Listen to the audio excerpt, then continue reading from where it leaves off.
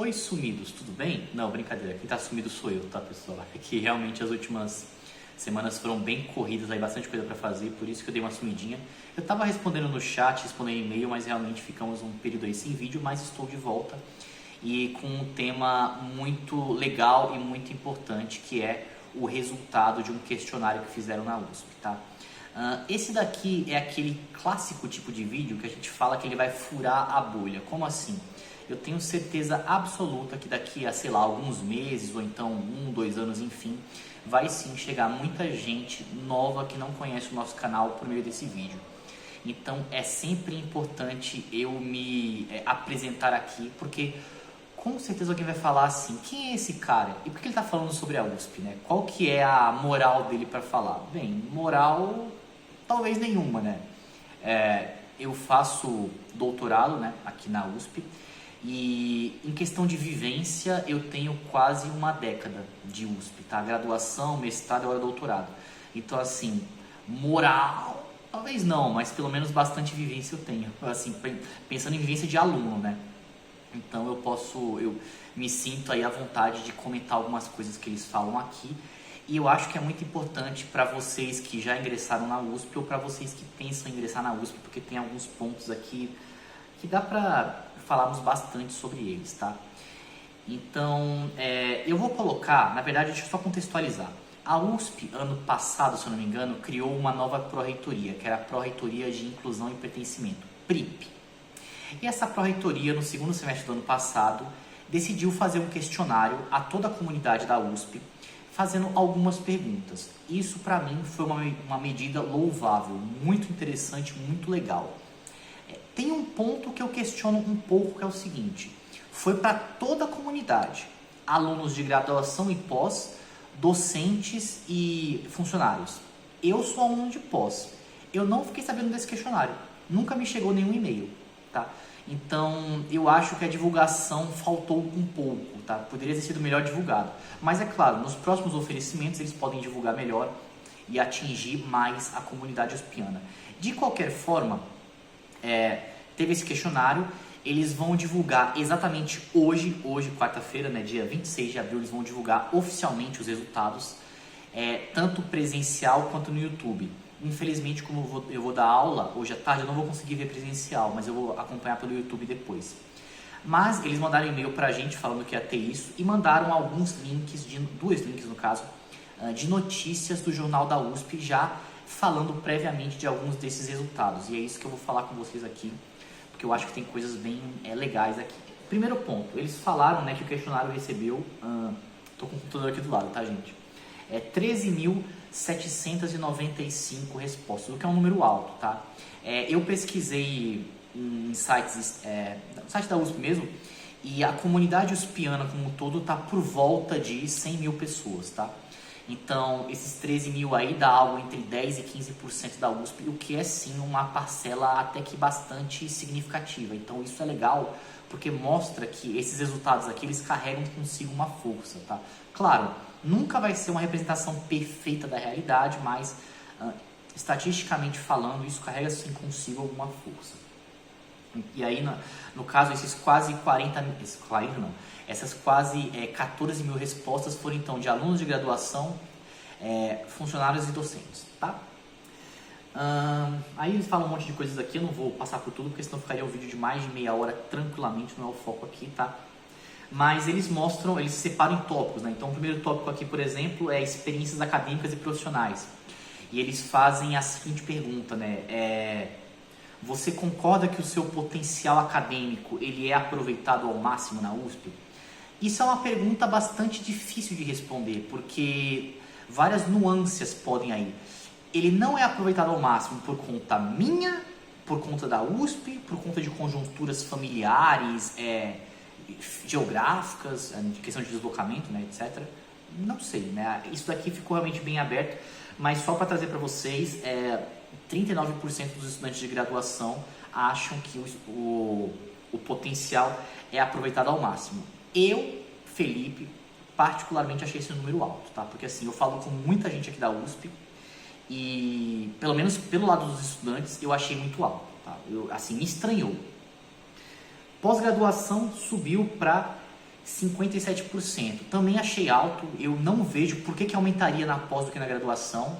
Tudo bem, na pós eu estou afunilando e indo mais profundamente em pontos específicos da ciência, mas mesmo assim achei um número bem alto. Tudo bem que a autoestima é tudo nessa vida, né? Então que bom que esse número está alto, mas, de novo, com base no que eu falo com o pessoal, eu achei esse número alto. E eu vou trazer daqui a pouco um outro ponto que reforça isso que eu comentei. Tem vários outros dados que eu não vou falar aqui, porque de novo senão vai ficar um vídeo gigante, não é o foco aqui, né? Também fala do pós-doc, dos docentes, 62% fala que está satisfeito com a carreira na USP, tá? Mas eles criticam algumas coisas. Daria para fazer um vídeo específico sobre a questão da carreira docente da USP. E eu falo isso por quê? Porque eu quero ser um professor da USP. Então, assim, eu entendo bastante, tanto de pesquisar quanto de falar com outros professores sobre a carreira docente na USP. Eu não vou ficar falando nesse vídeo, até porque o nosso público-alvo são estudantes de graduação ou eventualmente de pós, que vão assistir esse vídeo. Mas assim, se alguém tiver alguma dúvida sobre a carreira docente, me procura depois, manda no chat, manda e-mail que a gente conversa. Mas assim, os pontos que eles colocam aqui, que vocês podem procurar depois, eu concordo com eles, tá? Tem bastante problemas e dificuldades / desafios com relação à carreira docente da USP.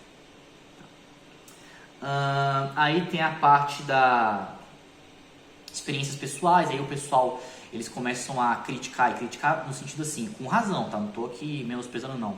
Experiências negativas vividas no âmbito da universidade, e sim, existem sim várias experiências negativas que podem acontecer tanto para docentes, quanto para alunos, quanto para funcionários, tá? Não vou ficar relatando elas aqui, até para não ficar um vídeo meio bad vibes, né? Mas sim, é muito capaz, é esperado até, eu diria para vocês, que vocês tenham algumas experiências negativas ao longo da graduação de vocês, tá? Para vocês que estão vendo esse vídeo que começaram a USP, ou então que pretendem ir para a USP, ou então para outra faculdade, eu vou ver se eu se eu gravo um outro vídeo depois desse, focado mais nessa questão aí da graduação em geral, tá? Da graduação e desse processo complexo que é você ser um maior de idade, você não ser um adulto ainda, que eu já falei em outros vídeos, mas é um tipo de vídeo que eu quero gravar, tá? Por mais que não seja o foco principal desse nosso canal, dado algumas experiências que eu presenciei aí nos últimos tempos, eu acho importante fazermos um vídeo sobre isso, mas enfim, outro vídeo, não vai ser isso, tá? Ok. Tá. Aqui eles também falam da questão de o perfil PPI, né, Preto Pardo Indígena, como é que está essa distribuição. A USP, ela adotou desde 2000 eu vou errar o ano, tá? Não lembro se foi 17 ou foi 18, enfim. Ela adotou as vagas para cotas mesmo PPI, né? E com isso a quantidade de PPI aumentou na USP, claro, isso era esperado, então isso aí é uma coisa que eles apontam aqui também, tá? Também eles falam sobre a questão da orientação sexual, se vocês tiverem curiosidade, vocês podem colocar aqui. A questão de bolsas de pesquisa, se você fez alguma bolsa de IC ou então bolsa de monitoria, eles falam aqui. Falam com relação à renda familiar, e a renda familiar, gente, realmente tem um ponto aqui muito gritante, que é o seguinte, 7% fala que tem renda familiar superior a 22 mil, né? É um número bem alto, né? É óbvio, pessoas de alta renda, das duas uma, ou elas vão para fora do país fazer faculdade, ou elas fazem faculdade pública, né? Então, isso era esperado, claro, não estou surpreso, meu Deus, nossa, quanta gente, não, eu já imaginava. Até porque, eu não sei se vocês sabem, mas todos os anos a FUVEST divulga, depois de um tempo, as respostas dos questionários socioeconômicos dos ingressantes. Então vocês conseguem ver a faixa de renda familiar de quem ingressou, e realmente acontece isso. Mas assim, é algo, pra mim, nossa, renda familiar 22 mil é algo bem fora da realidade. Eu não sei pra quantos de vocês, mas acontece, né? Fazer o quê? É claro que aqui eles não falam qual foi a granularidade que eles separaram, né? Eles colocam, por exemplo, 20% entre 7 mil e 22 mil. Entre 7 mil e 22 mil é uma amplitude muito grande, né? Então, uau, assim. Agora vem o ponto que eu realmente queria falar com vocês e que tem relação até com o título do vídeo que eu coloquei, que eles separam o tópico, né? Saúde mental, neurodiversidades e deficiências. Inclusive, eu já antecipei alguns desses dados ano passado, quando eu escutei de bastidores isso daí. Agora a gente tem aqui, né, o registro físico do questionário. E eles falam o seguinte, gente, isso é uma coisa assim muito complicada, que é 36% dos respondentes falaram que a USP mais prejudica do que beneficia a sua saúde mental. Ou seja, 1/3 do que responderam, e a gente poderia eventualmente, claro que não é uma adequação perfeita, tá? Calma. Mas a gente poderia imaginar que 1/3 da comunidade da USP, pelo menos, acredita que a USP mais prejudica do que beneficia a sua saúde mental. Traduzindo para o linguajar aí, seria como falar que 1/3 acredita que a USP é um ambiente tóxico, tá? Inclusive, ambiente tóxico é uma palavra assim bem alta, ainda mais com os jovens, né? Então, 1/3 acha que a USP é tóxica. E isso é, assim, complicadíssimo e ao mesmo tempo muito interessante, porque assim, a minha dúvida que fica é, tá bom, a Pró-Reitoria de Inclusão e Pertencimento levantou esse dado, e agora, né? Porque esse questionário, ele é para fomentar eventuais medidas para melhorar o cenário. Quais medidas serão tomadas com base nisso, né?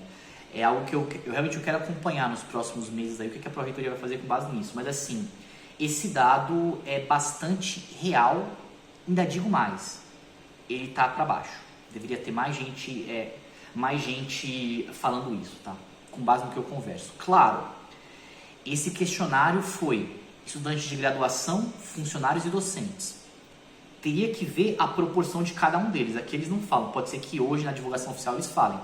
Pode ser que graduação e pós tenha mais gente falando que o ambiente é tóxico, docentes menos e funcionários eu não sei.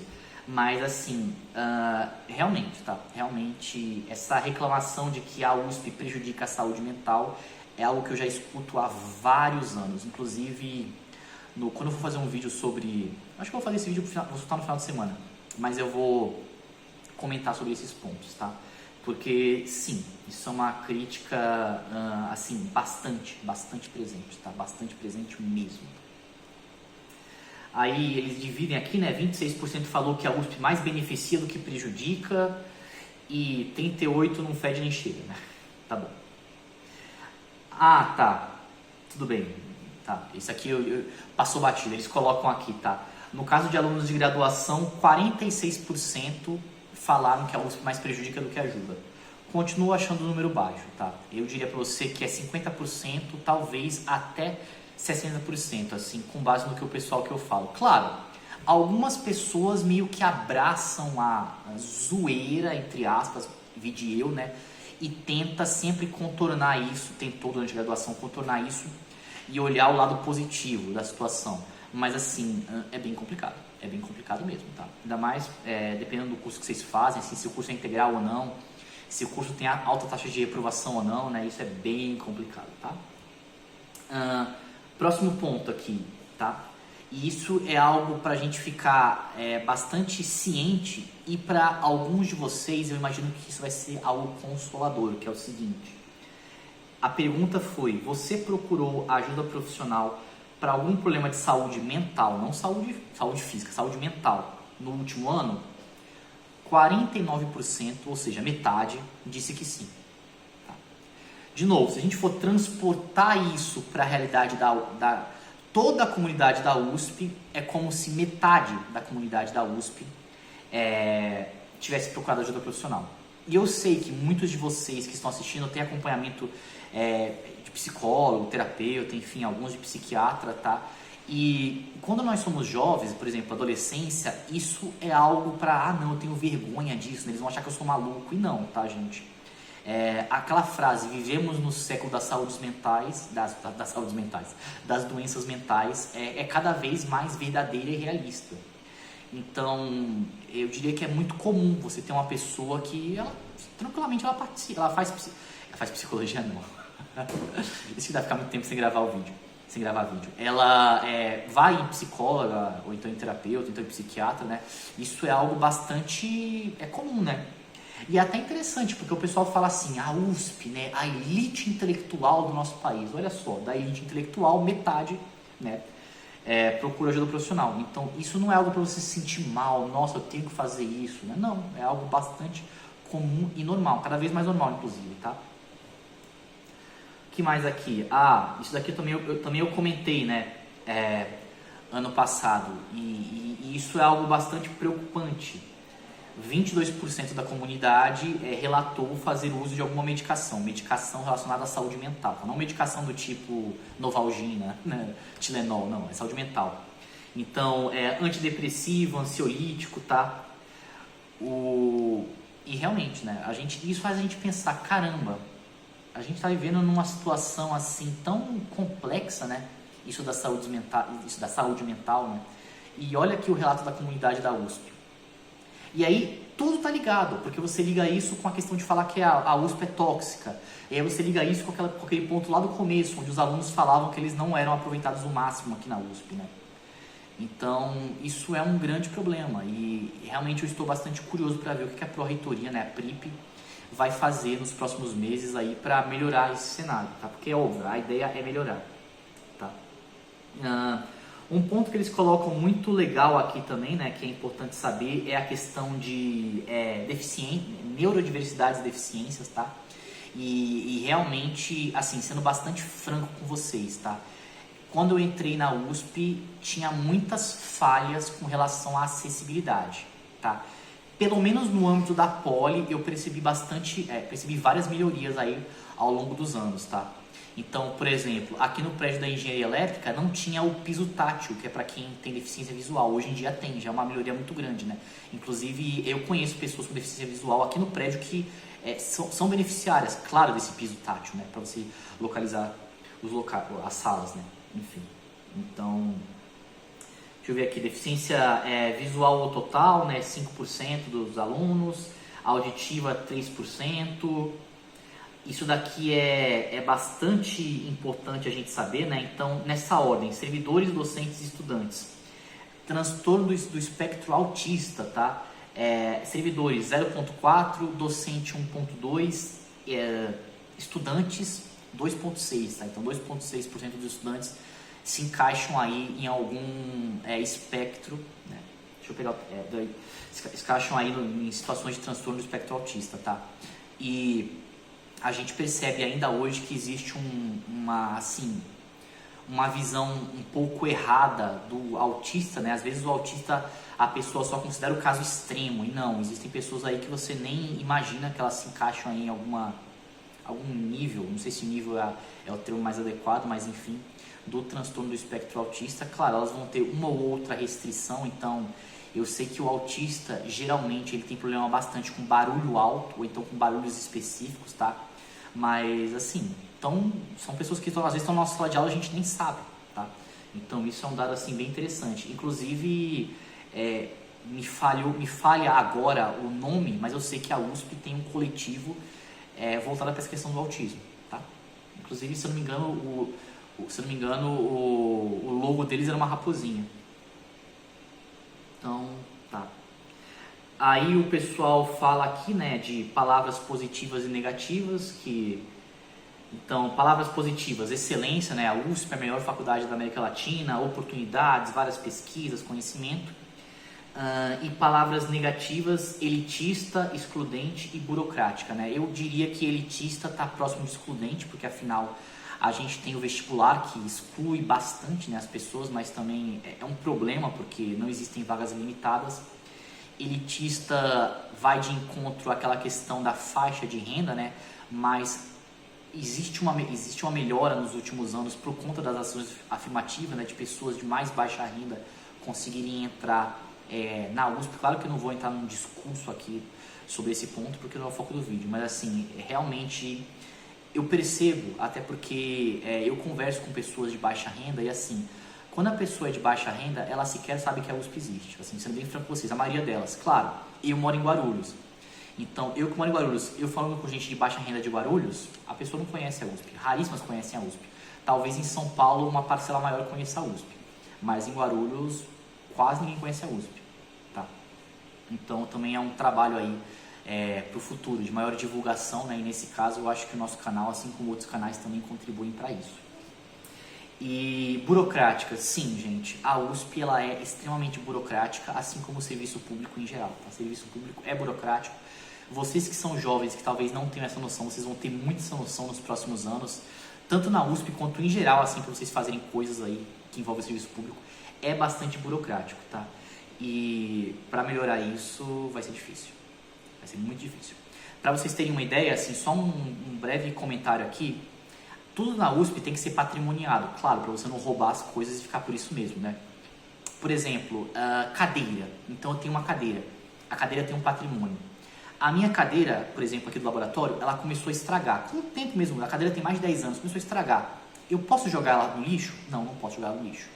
Eu tenho que pegar esse patrimônio e perguntar se alguém da USP quer. Alguém da USP quer? Aí tem todo um processo lá para isso. Se ninguém da USP quiser, aí eu posso encaminhar para um outro setor. E aí com isso eu posso ver como é que eu faço para descartar essa cadeira. Tá? Então assim, tudo na USP é muito burocrático. Claro, eu não quero, de novo, eu também não quero outro extremo. Joga no lixo o que você quiser e fica por isso mesmo. Também não é assim que as coisas funcionam. Mas só para trazer um pequeno exemplo para vocês verem que sim, a USP é burocrática e eu entendo essa crítica que eles fizeram. Tudo bem? Então era isso, dá para falar muito mais coisa, mas aí o vídeo ficaria com mais do que já tem de 20 minutos, né? Então eu vou finalizar por aqui. Olhem esses links que eu vou colocar na descrição do vídeo, são muito interessantes, tá? E vamos ver o que eles vão falar hoje, durante a tarde, na divulgação oficial. Se tiver mais coisas interessantes para falar, eu trago em outros vídeos, tudo bem? Então o que eu tinha para falar era isso, se cuidem e até o nosso próximo vídeo.